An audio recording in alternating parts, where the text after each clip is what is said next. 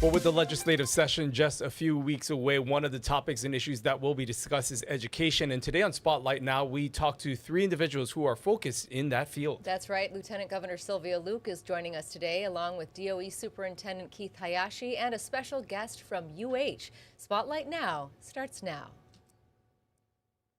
Now with Ryan Kalei-Suji and Yunji Denise on Hawaii News Now. Have questions or comments for our guests? Join the conversation in our Facebook live stream. Spotlight Now, where Hawaii comes to talk. Well, thanks for tuning in here to Spotlight Now on Hawaii News Now. We are joined now live in studio with Lieutenant Governor Sylvia Luke.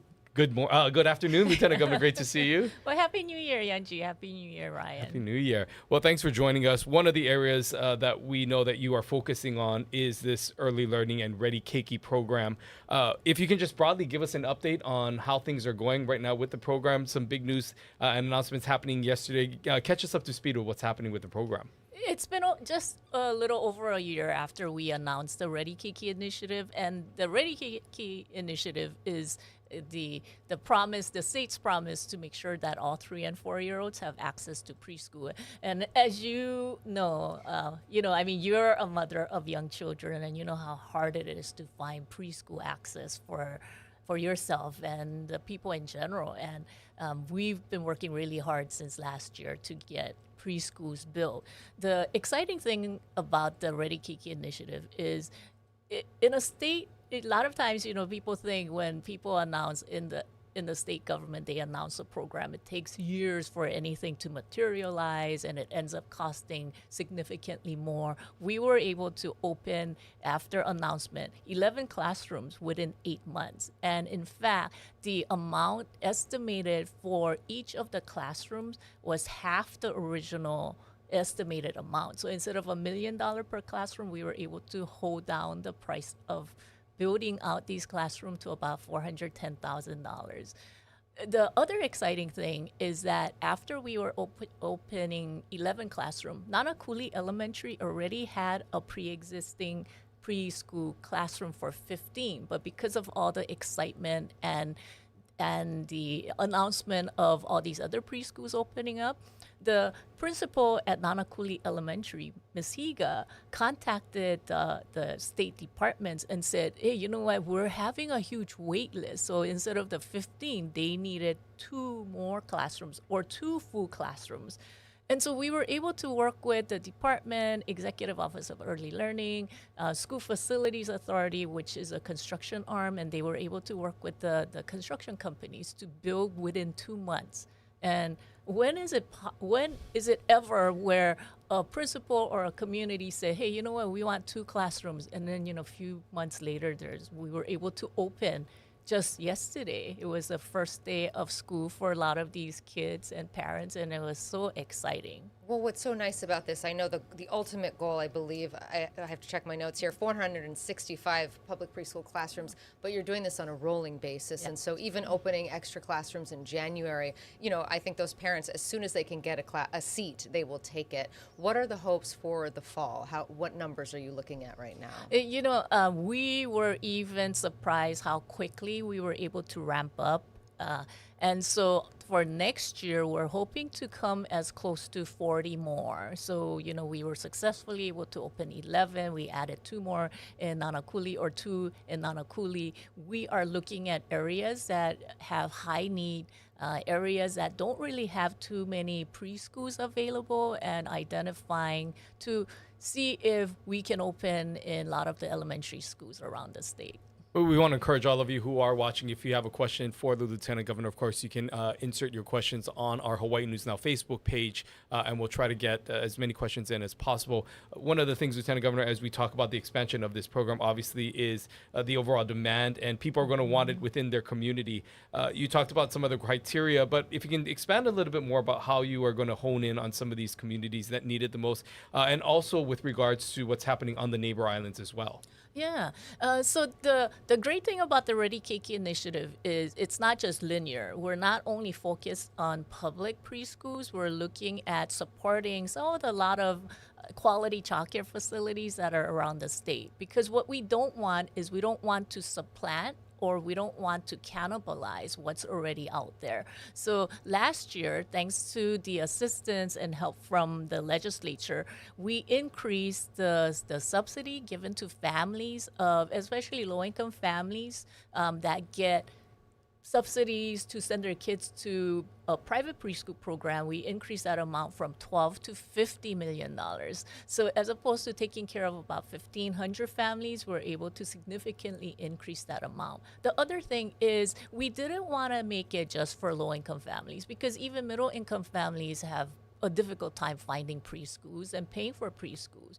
Right now, sometimes preschool on a monthly basis costs about anywhere between $1,200 to $1,500 a month. And for it to be that much, it's equivalent to somebody's rent. So we are increasing the subsidy amount and increasing the income eligibility. So let me give you an example. A family of four making $100,000 before, you couldn't qualify, but under a new rule change, a family of four making $100,000 could possibly qualify for a partial subsidy under this, what's known as a preschool open doors program. So we want to make sure that we're increasing seats, not just on the public side, but also on the private childcare side. That's wonderful. I know that getting a preschool, getting those seats and paying for them are difficult.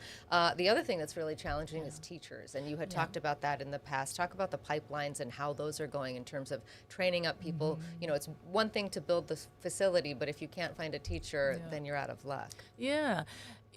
I think success is contagious. And when the university system, including the University of Hawaii, Chaminade, realized, hey, we're ramping up on the preschool build-out, one of the things that they did is Chaminade worked with Kamehameha schools to give out tuitions to individuals who would be interested in going in preschool education. So they set aside a 3-year program, and they gave out 50 scholarships, and they're planning to give out 50 the next 2 years as well. The first year that they announced this, which was a few months ago, for 50 seats, they got about 200 applications. So when people think that, hey, people don't want to be in childcare or people don't want to be preschool teachers, that's not absolute. That's not true at all. In fact, that tells you that tuition payments and some of these financial obligations could be an impediment or a barrier to them wanting to go into this field. And the fact that 200 something applicants came in for 50 seats, I mean, that's incredible. And so the University of Hawaii also followed, and they work with the Castle Foundation and the legislature to provide tuition waivers for educational credits if they want to go into even early learning or becoming a teacher. So, I mean, there's exciting things happening on the workforce. It's exciting to hear the expansion of this, but when you also talk about adding more programs, adding more teachers and more facilities, there's also the added cost that comes with that. What is the structure built financially for this type of program, knowing that each year there's going to be a higher cost? I mean, is this something where you're going to have to continue to ask the legislature for money? What is the funding mechanism overall to be able to sustain something long term? Yeah, that's a really good question. So the legislature has been very supportive, and they've been a terrific partner. So last year, we were already able to anticipate that we might open about 40 classrooms next year. So the legislature already provided funding for additional teacher position. What is really interesting is that right now, we are building few classrooms that don't have funding for teachers. So we may have to go and adjust some areas where we can try to find teachers to fill some of these seats. But I think this is something that is worth the investment. If you think about some of these kindergarteners who are going into the classroom and they're not taking instructions, or they don't know what to do, or interact with each other, they could potentially be mislabeled, or they could be already identified as a problem child, and that's absolutely not true. It's just because they didn't have the opportunities, just like given to other people who went to preschool. So we're giving an opportunity for each kid to have the same level playing field as those whose parents could just afford to send their kids to preschool. Yeah, and that is a perfect segue to my next question. I was looking at a recent assessment, first ever, of Hawaii's children at the kindergarten level, and the results were pretty disheartening. It found that less than a third of kids demonstrated that baseline readiness that you're talking about, the ability to sit down, to follow instructions, to line up, all the things that you need to go to school. What's your take on these findings, and what do you when will we see dividends, do you think, from all the work you're doing on Ready Keiki toward those numbers? And to make it even worse, I think the pandemic really has exacerbated this problem. During the pandemic, when everything was shut down, you had preschool kids or just toddlers not interacting with others other than their family members. And what we have been told when we visited some of the elementary school around the state, they said that they have noticed significant decrease in interaction and the ability to communicate, the ability to just kind of interact with each other because they've been shut down for so long, which is really a sad reality that we have to deal with. The kindergarten assessment is a really important tool. So as we look at what areas we need to ramp up and we need to build preschools, we are looking at the kindergarten assessment as a tool. So for instance, the west side of Oahu is, when we looked at the numbers, a significant number of those kids were deemed not ready, and even in the Farrington complex. So we are focusing even more in looking at opening preschools in the west side, in the Farrington complex. When we look at just the overall program as a whole, and I want to kind of get back to, because I think there may be a lot of parents out there who maybe are hearing this for the first time. They kind of maybe heard about it, but not really have heard the details. Take us through what that process looks like for those who are interested, how those criteria are met of who's selected, and what a normal day will look like for these students. So a preschool classroom and what the kids will learn, the schedule will follow the school schedule. So for instance, if the school starts at 8 o'clock, the preschool class will also open at 8 o'clock. If they end at 2:15, it will follow the class schedule. So for instance, my son is 21, but I remember right after he was born, a bunch of people said, hey, you need to start looking at preschools, if you want to send your child to preschool. And you're like, I just had a baby. Yeah, but that is exactly the conversation that every mother in Hawaii hears is, oh, go get on the list, Exactly. And a lot of times, people really don't know where to go to. So we have a website. It's called readykeiki.org. If you go on the readykeiki.org, it will identify all the preschools that are out there, including the DHS certified quality childcare services. So if you just input either your address, or if you want to find somewhere close to your work, you can input your work, and it will tell you, hey, where all the facilities are located and how many seats are available, and some of the contact info. So if there are parents out there who are seeking preschools or childcare services or childcare centers, I encourage you to go on the website and take a look. I'm interested, when we had talked about this issue in the past, one of the things that you said that was going to be different is that you were going to be looking at traffic patterns, work schedules, and also trying to meet parents where they're at, because the school schedule really doesn't mirror the workday. It's not nearly long enough. How is that impacting, that calculus that you said you're making when you're looking at the west side and where those folks are actually working? Will you open schools there as well? Yeah, so we have to be very intentional because, all taxpayers, we have an obligation to watch out for taxpayers' monies. And so one of the things that we're doing is we're being very intentional about where to open. So that's why we're being very careful to keep the cost down, and we're being intentional about where to open. So what some of the interesting things that we're talking about is, even if the population is on the west side, a lot of the folks are working still in town, whether it's in the downtown urban core or Waikiki or close to the Pearl Harbor area. So if you look at the population growth, we have excess classrooms and excess space in the urban core and close to town, whereas the new build-outs are happening on the west side. So we're taking a look at how do you utilize some of these unused classrooms, unused spaces, and we cannot just be limited to opening classrooms at the elementary school level, one of the discussions we're having is, why don't we open classrooms in a high school setting and then work with the high schools to have a early learning academy or preschool academy or different kind of field that deal with early education, and that would be a great opportunity for our young kids. You know, as we talked about some of the benchmarks earlier that you've set in place of what you want to open in this next school year and beyond, what do you think would be considered a success for this program overall long term? What would be the ultimate goal, as you know, because it is rare to have something new in state government to be able to form something. You guys are really creating this from the ground up. What does that end result or goal look like? You know, it's not so much the program itself that I want to distinguish, but what it means. So for instance, the Ready Kiki initiative is really about imagining the possibilities. So a lot of times, you know, state works and state public works projects or any state program is somewhat criticized by the public when we try to do something new and then you promise something and it never happens, or it happens, you know, like several years down. And so I want to challenge the norm and how people look at what state government and state services mean. So for instance, as an example, the fact that we were able to launch a program and be ready and open something in August, and for that to be coming in half the cost, I wanted that to be an example of how we can succeed in other state agencies and other state governments. So we'll be looking at opportunities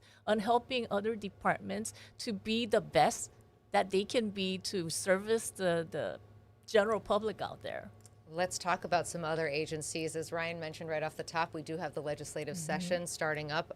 Tell us what you're looking forward to most in the session and where you think you will spend the most time.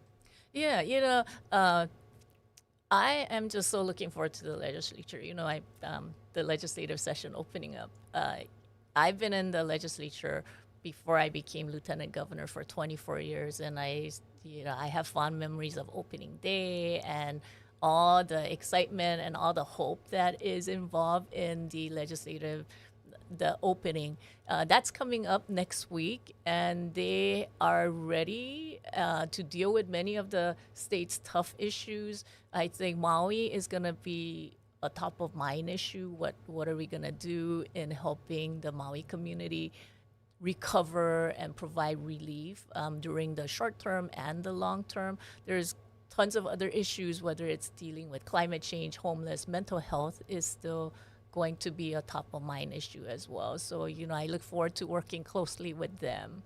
One of the things that the governor has spoke about when we've spoken to him here on this program was other ways in which to fund some of the initiatives, especially with regards to climate and the impact that it has.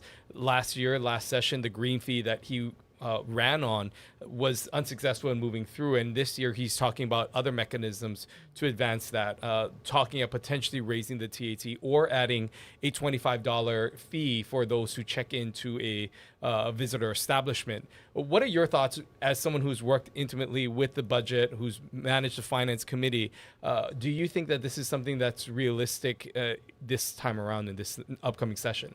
We have to do something about climate change. That's no question. You know, we have issues with flooding. We have issues with the weather changes. And it's something that we have to deal with, you know, whether we like it or not. So whether it's through different fees or whether it's through a direct programs initiatives, we have to do it. What is interesting about the TAT variation is, for instance, you know, when folks travel to Hawaii, a lot of people use points. And, you know, whether it's flight credits, whether it's hotel credits, one of the things that we found was that there are folks who are traveling on points and not paying any of the TAT because the TAT is only assessed based on what you're paying. So it's a percentage of what you're paying. And, you know, if we want to be fair, and, you know, it is about fairness. I mean, there are individuals who are traveling on flight credits. There are individuals traveling on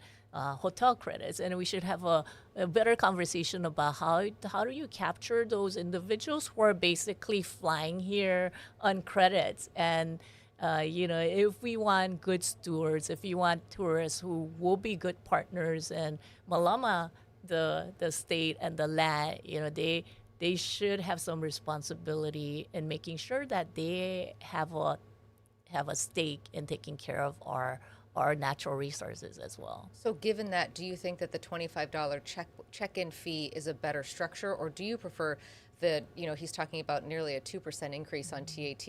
When I look at that, what strikes me is that the budget traveler, right, the folks who have saved up for years and years and they come here and they stay in an inexpensive hotel room, they're paying the same $25 as someone who travels to a very luxury property and could probably afford more than the $25 and may pay more if there was the percentage increase. So how do you balance that, and which of those two structures do you prefer?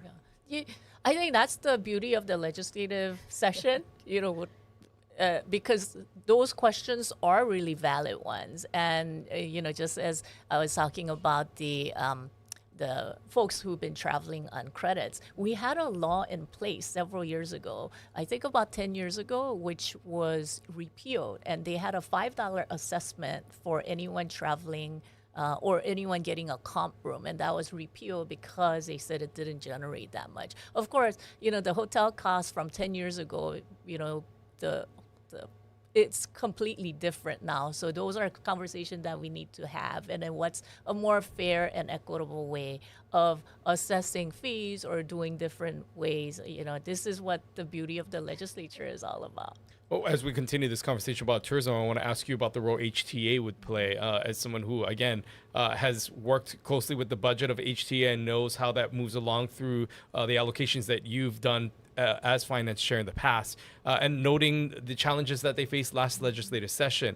Do you think that there is a place in government for HTA? Is this an organization that you believe is still necessary for managing the tourism and being involved in these conversations like this? So what's so interesting about the HTA and the progression it has made is that last year they provided a contract for tourist management. So tourism management will be dealt by CNHA, and I'm looking really forward to what they come up with and some of the plans.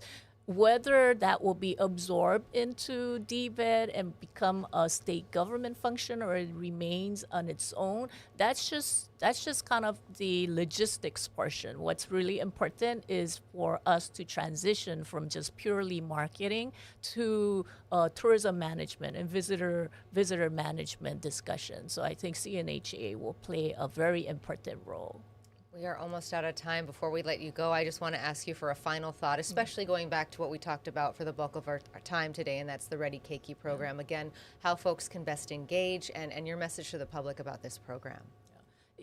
I am so pleased that we were able to open so many classrooms in such a short amount of time, and we are planning to open a lot more in the future. If people have questions, again, if they can go on the website readykeiki.org, it has so much information about what are other potential classrooms that will open up, the locations of other private providers, and so many more. So, I just want to thank you for highlighting this issue, because the more we talk about it, I think we're helping to get the message out. And I'm sure a lot of parents are watching, wanting to take part. Sylvia Luke, thank you so much for being here.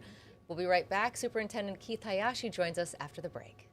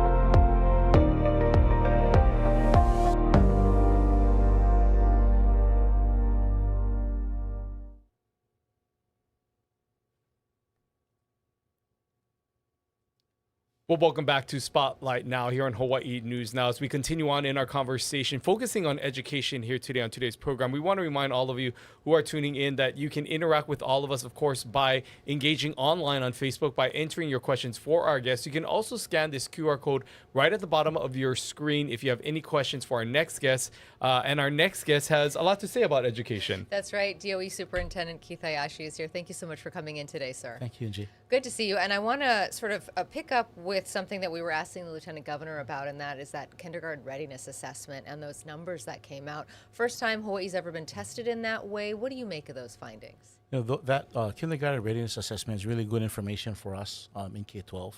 I think it definitely gives us an indication of where the needs are for our students. We're taking that and moving that forward to identify continue those areas of support, socialization, kindergarten readiness and academics and so forth, how we can help students with transitions. It's also an opportunity for us to engage with parents, so very important, giving us a better indication of what we need to do to move forward. And on top of Lieutenant Governor's Ready Keiki initiative, it's a great transition for when we look at those students who are leaving preschool and coming into kindergarten. We also have our program, our summer kindergarten program, at our schools. About 80 schools are participating, and that's another opportunity for us to engage our students who are entering kindergarten, again, using that data from that assessment and ensuring that our students are prepared for their K-12 journey. What would you say overall about just where students in Hawaii are at when you look at some of the benchmarks that are set, not only those who are entering school and through kindergarten and these earlier learning years, but just overall? We saw the impacts of the pandemic, and one of the challenges that presented coming out of it was getting students back acclimated into the classroom and catching up with some of the loss of learning. At this point in time, being a few years out from those lockdowns and virtual learning, do you feel that our students are in a much better position? And what are some of the metrics that we're seeing with the overall readiness of all our students? Definitely, I think speaking on behalf of all of our schools, we know that there's still definitely a lot of work to do to support our students. The data and the assessments that we're seeing, though, coming out, looking at pre-pandemic versus where we are now, say we look at the National Assessment of Educational Progress, and that's sometimes considered the nation's report card, testing grade 4 students and grade 8 students. Our grade 4 students in mathematics are doing really well compared to the rest of the country. On the recovery aspect, we are about number 4 compared to other states. In reading grade 4, we are leading the country in pandemic recovery. I'm assessing the last time we took the assessment to 2022, which is great news for us. Again, we know there's a lot of work to do. If we look at more individually by grades 3 to 8 and grade 11 on our Smart Balance assessment, and again, that's the same tests that are given across the country to the Smarter Balance states, about 12 of them. We're looking again pretty good in grade 4 data. If we're looking at the rate of recovery, we're almost at the point of pre-pandemic levels in 4th grade reading, and we're doing fairly well in 4th grade math. Again, we know that there's a lot of work to do. Looking at grade 8 assessment on the NAEP, again, we're holding steady, and definitely a lot of more work we got to do. So overall, I think the data is very promising. Looking at recovery data, and our schools are continuing to work tremendously hard. We talk about the pandemic as a major education disruptor. Another one, of course, since you are responsible for the schools throughout the entire state, are the wildfires on Maui. Talk a little bit about how your agency is supporting students there and also the teachers and staff who were affected by these fires. Definitely we see the trauma and the issues that are related to the wildfires. And our students and our employees have gone through a lot. Our schools, though, are working very hard in providing the kinds of support, not only academic support, but the socio-emotional support. We have behavioral health specialists in the school, clinical psychologists and psychiatrists in the school that are signed there and working every day, along with our federal partners that are providing those kinds of emotional supports for our students and our staff. We're also looking at different academic areas and how we can continue to support. So on the academic front, housing and food, we're hearing from our families, is a big issue. In terms of food, we've engaged with our partners, and so we have had a couple of partners come forward and are supporting students and staff. So actually, for the remainder of this school year, those students in our Lahaina schools, free breakfast and free lunch for everyone, for the students, as well as for staff members who have designated that they need additional support. In terms of for housing, we are working with our federal partners, with FEMA. We've shared our employees who have designated that they need support for them, and so we continue to work with them to support our employees. We do know that we want to keep our employees, our teachers, our counselors, our support staff in Lahaina, because they're so important for them to be there to support students in our schools. And how would you assess that's going to continue on beyond this? Because I think right now there's an overall thought that this is sort of a conditional phase where it's temporary, be it with the structures that are set up with students being reallocated to different schools. But long-term wise, we know that the rebuilding process will take a while. And even just to create and rebuild a new school, we saw how long it took for that school to come up on Maui, the recent school that just opened up there. How do you think you tackle this long-term, knowing that there is so much need when it comes to just the physical space, but also meeting the needs of the children, students, and the teachers as well, as you speak of? In terms of the physical space, as you know, our King Kamehameha III, we did lose that school. We are working together with the Army Corps of Engineers and with FEMA to stand up a temporary school in near the Kapalua Airport in Pulelehua. And so that school, we're still on projection. We're looking to open that school sometime in, I believe, April or May, and that's to help service those students who are displaced from King Kamehameha III that are currently at the Nahi'enaena site, existing on that site. So we can get those students there, provide those supports for them closer to the homes where they live, and we'll continue, again, support Nahi'enaena, Lahaina Intermediate, and Lahaina High School. I want to ask you about something that's been making a lot of headlines in recent weeks, and that is all this unspent money at the Department of Education, looking at, I believe, $2 billion overall, $465 million that could be lapsing. Do you think that there's any hope to recover that $465 million, or is that money essentially gone? Our facilities is so important for our students. And I for one, was also very disappointed in learning of that. But we're looking to move forward. We've working together with the legislature. It's in their hands now. And we're working together with them, and to provide the information that they're requesting. So together we can address some of those issues related to lapsing funds. We're very fortunate that we do have very supportive legislators that are helping us in those areas. It was very disheartening for me too, because our legislators and our school principals and our school leaders work really hard to identify those projects, but we're working on a process to improving our areas within the department currently. I've hired Audrey Hidano, who is our interim assistant superintendent. Ms. Hidano has a lot of experience in state government, being a deputy director in DAGS, also at Department of Transportation, Department of Labor and Industrial Relations. She was in the city, and also has private sector experience in construction.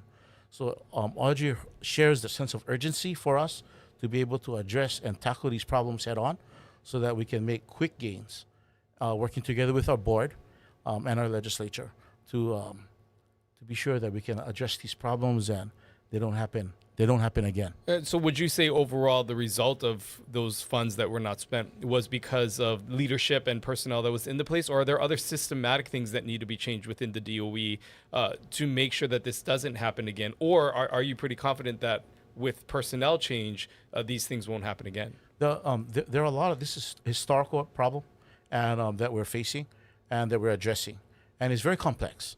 It's not a matter of just one thing or another. Actually, it's a number of things that are kind of intertwined, and so we're in that process of untangling the complexities of it and identifying where we are, really looking at data, where we need to be, and then establishing those processes to move from where we are to where we need to be, because we know that our schools and our students and our communities really depend and need those facilities that we all can be proud of, and so we're definitely focused on making sure we have quick gains in these areas. Yeah, I mean, when you think about the amount of money, and you've been a principal obviously for many years, and you know what kind of resources that could bring, $465 million. How did you find out about that number, and were you aware that this was an ongoing issue, or did it hit you like it hit the public? It was an ongoing process that some of our folks in the department were engaged in, and we are where we are now, and we're looking to move forward. And I think that's really important for us that as this was a historical problem, things have happened. I'm really looking about moving forward, tackling those problems head on, and really taking a look at what we can do to be proactive, and put those processes in place so that we can be sure that these things don't happen again. Well, part of the problem that we've heard in the past with processes and just the overall structure of the DOE is just the magnitude and size of it. When you look at just the amount of schools spanning across all the various islands, do you think at times that the department is just too big? It's having to manage too many things. And how would you characterize just the overall expediency of things to move things along when you're dealing with such a large entity like the DOE? The department you're right, Ryan, we are large. We're and some people have told me we're the largest restaurant, right? We serve the greatest number of students, breakfast, lunch, adults. We have many buildings, which require a lot of repair and maintenance and upkeep and so forth. What I've learned in this position is that we do also have a lot of committed educators and committed employees in the department that really want to do well for our public schools, to provide not only in facilities but in the teaching and learning component and multiple areas, IT and so forth. And it's, I think, through that we call it that spirit of ne papa, for us to work together. That's how we get it done, working together. And I really believe that that's our focus. And we have good people wanting to do great things, and we'll get it done. That's going to happen. I'm looking at some of the Facebook comments here, and we talk a lot about what might not be going right at the DOE, but I'd love for you to kind of counterbalance, because, Christine here saying, don't send your children to any public school. When you encounter that kind of feedback, what would you tell folks like her and like others who are in our comments today, kind of, saying some pretty negative things, and their perception is not the greatest of what's happening at the DOE? What's actually going right? Yeah, thanks for that question. There are a lot of things that are going right in the department. Unfortunately, a lot of things that have come up recently may have pointed to problems, and rightfully so, because those are things we need to take care of. I accept that, but we'll get better at what we're doing. Some of the great things, as I shared earlier, are our overall scores. I take a look also at, as I visit schools, we have in elementary schools, we have students doing opera. They're writing opera in elementary schools, and performing. And we have in the middle schools, Shoots is coming up next week.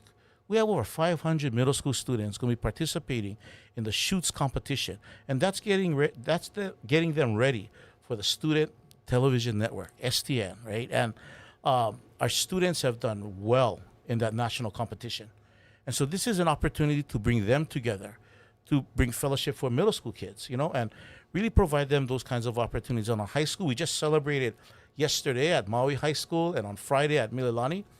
Schools of Democracy. Those are the two inaugural schools that really focus on civic responsibility and engaging students in community work. We have academy work, CTE work happening across all of our schools. Our employees go to national conferences and they're presenting. So there's so much good happening, and I want to, for those individuals who feel not to send their students to public schools, I really want to counter that, because I think our public schools offer a wealth of opportunity for our students. It's an opportunity for our kids to engage with other students. Our educators and our principals are some of the most committed people I have ever seen. And that's the most rewarding part about this job, is that it's not even a job. It's more than that.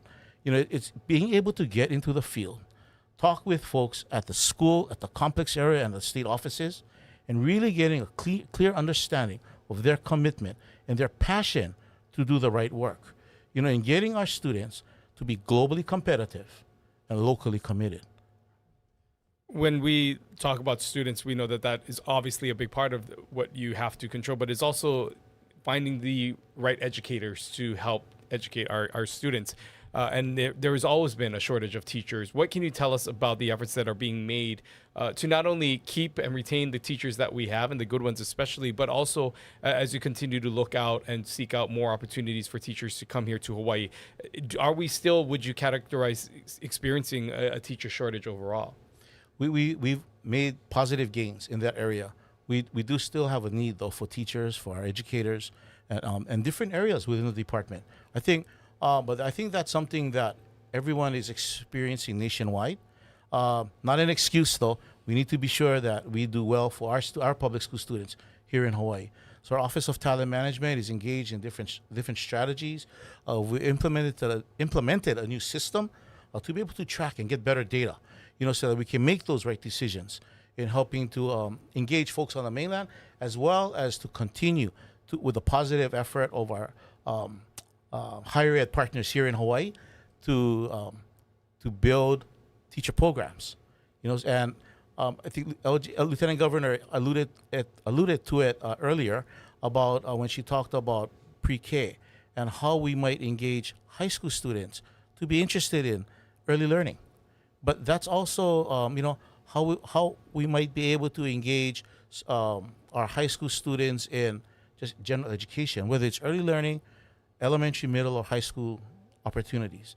And so we have schools that have implemented kinds of academy work or internships where students actually get out there, and high school kids get out there and go to elementary or middle school and work with students. And what's really interesting, being a former principal, I had students coming up to me and saying, "Hey, Mr. Ash, I want to go into teaching." I said, "Great."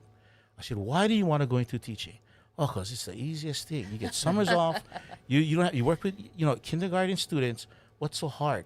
And then they get into the classroom, and they work with those kindergarten kids, and then they realize, oh my goodness, that is the most challenging work anyone can experience. But they'll come back and they'll say either, "I love it. I want to be an educator." And that's what we want. We want to get that passion from them early. Or they'll say, "I thought I knew what it was. That's not what I want to do." But that's okay too, right? So that we can get them in the right direction and something they're passionate about. But it's about engaging students early, whether it's elementary, middle, or high school, and really helping them to focus, again, to that globally competitive, locally committed student. And I think that's a great place for us to end our conversation today. Superintendent Keith Hayashi, thank you for the update. Thank you. We appreciate your time today. We'll be right back with a special guest from the University of Hawaii. Stay with us. What is Hawaii's soul? It's the way we exist with all living things. The aina, the ocean, the sky, the kanaka, who originated from the islands. And everyone who calls Hawaii home. It's all of us living with island consciousness. It's understanding that the past is in front of us so that everyone can follow the kupuna that came before us. It's our shared kuleana to take care of these islands. And each other, because we belong to Hawaii. We are Ko Hawaii.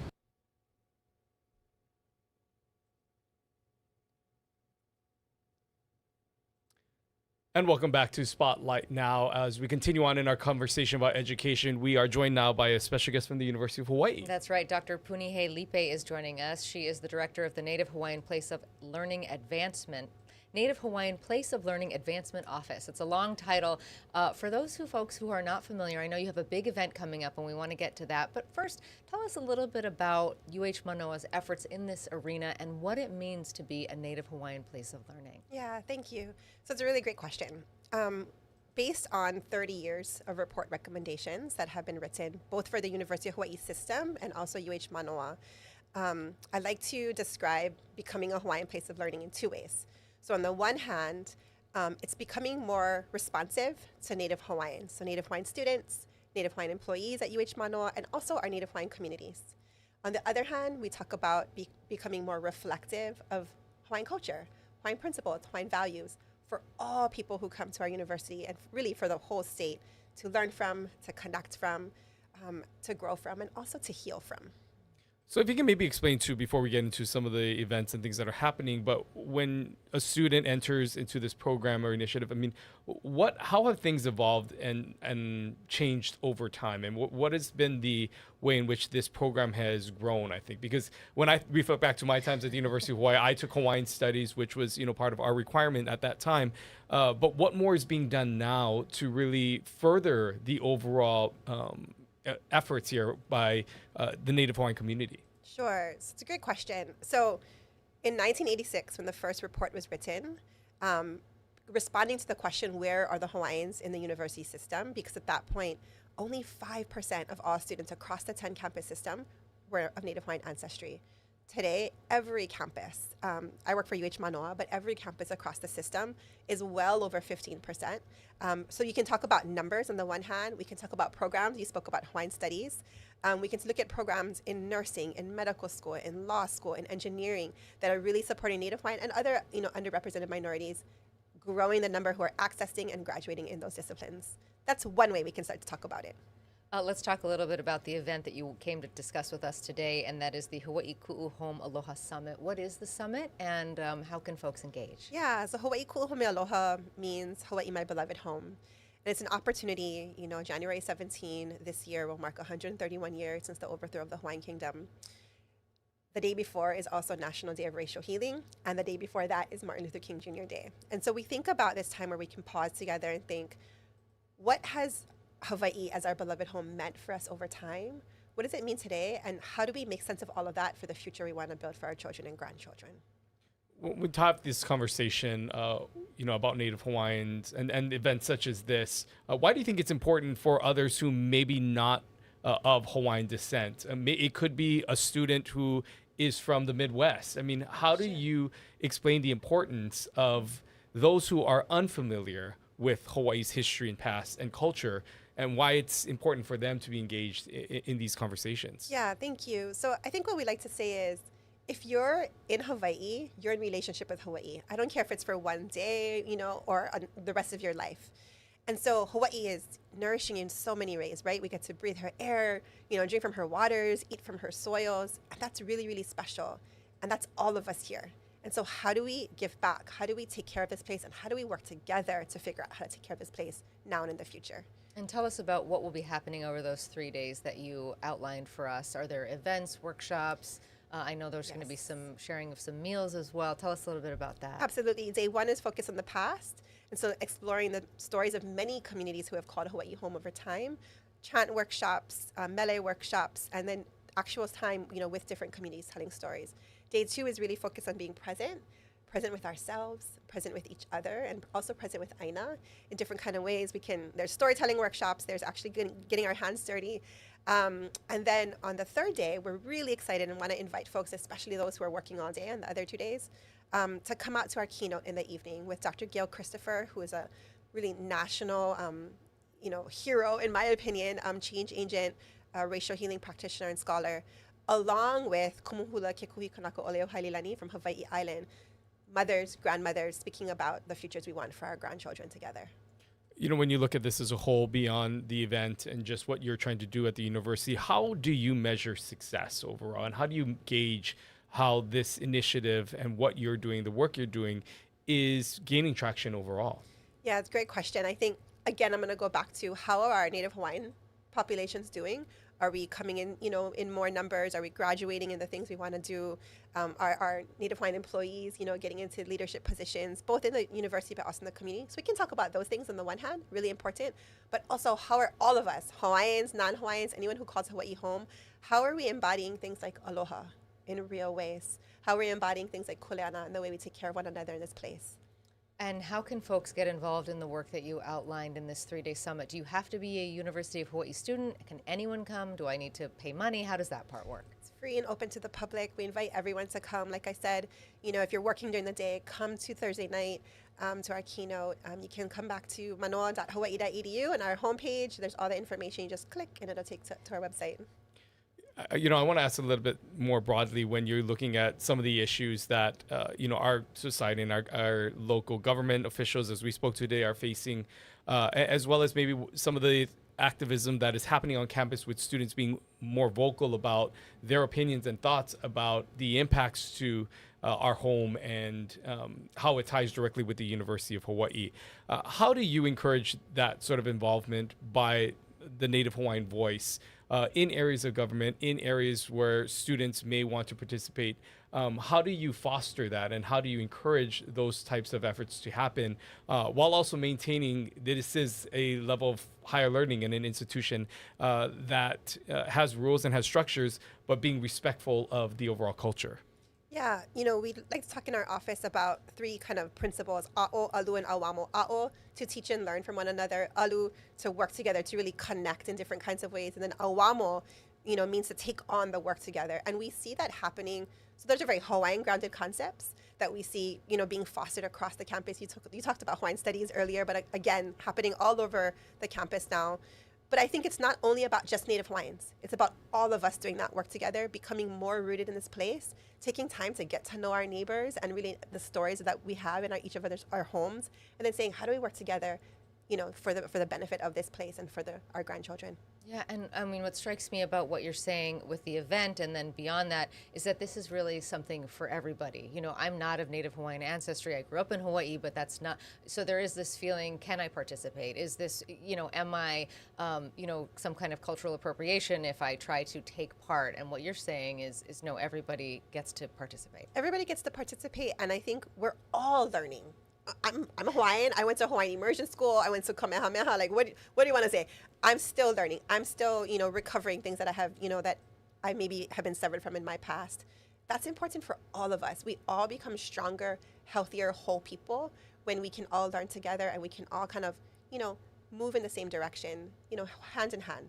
And just as we kind of finish up here, the significance of having this on this day surrounded by Martin Luther King Day, the day of remembrance and mourning, what was the actual thought of trying to tie all of these things together to give it a little bit more significant meaning? So one of the things as part of our National Day of Racial Healing work is to think about the futures we want. One of the questions the W.K. Kellogg Foundation asks in that work in the National Day of Racial Healing is, what is the vision of the community you want in the future, when all the isms, when all the forms of oppression are gone? Another way to ask it is, what is the future you want for your grandchildren? And so we can talk about January 17 as a day that really shapes us in many, many ways. How are we going to heal from that? How are we going to lean into what Martin Luther King Jr. called the beloved community together and build that? Okay, again, the website to go to? manoa.hawaii.edu. Okay, Dr. Punihe Lipe, thank you so much for your time today. You can go to that website, check it out, 3 days of events. Stay with us. Spotlight Now continues right after this break. Now with Yunji Denise and Ryan Kalesuji, connecting you with newsmakers from throughout our islands, going in depth with Hawaii's leaders and taking your questions live. Spotlight Now, where Hawaii comes to talk. One interesting conversation this morning as we focus on education and all levels, beginning with the Lieutenant Governor talking about that Ready Keiki program that continues to make milestones with more classrooms opening. You really get a sense from the Lieutenant Governor that this is a program that continues to build in momentum overall. Yeah, it's wonderful to hear about students getting access, but on the flip side, we look at that kindergarten assessment that recently came out. Only 30% of Hawaii's children kindergarten ready, so clearly there is a need for these classrooms to open as soon as possible. level, 11 so far in August, 2 more yesterday, and the hope for 40 by next school year. And then talking to Superintendent Keith Hayashi about the support needed on Maui, the need for more teachers, but also what he says is going right with the programs, and really wanting to move on from those challenges when it comes to spending those CIP dollars. Yeah, we really heard from him saying that obviously they have made some changes in personnel and leadership in those areas to ensure that some of the CIP money that essentially lapsed will not happen again. This is something that will have to be brought up with the legislature once again as they begin these conversations about how they allocate money to these CIP projects, which we know are much needed in a lot of the schools throughout the state, and something the superintendent feels that having different personnel in there as well as new systems that he mentioned is being reworked to really ensure that this does not happen again, because we know that there are many lawmakers who are not happy about this. Yeah, $465 million for a system that clearly needs resources is not something that anyone wanted to see. And then ending our conversation with Dr. Punihe Lipe from the University of Hawaii, talking about that 3-day summit coming up that anyone can participate, really talking about racial healing and the future of Hawaii. A great conversation on all levels of education today. Next week, we talk with Archie Kalepa. He's coming in from Maui. Yeah, we're going to have a really great conversation as he shares his accounts of what happened on Maui and just some of the recovery efforts that he's really spearheaded to lead. He's always has been, but really has become a vocal voice in this recovery effort and helping to build Lahaina back. And we'll also talk to him about a march that's going to be happening to really commemorate some of the things and the loss that has happened in the Lahaina community. So it should be very interesting to hear his thoughts on what happened and the path moving forward. Yeah, thank you so much for joining us today. And thanks to those of you who are participating on Facebook. We love to see your comments. We leave you now with a shot of beautiful Oahu, some sunny skies after many days of rain. We hope you're having a great day. Aloha.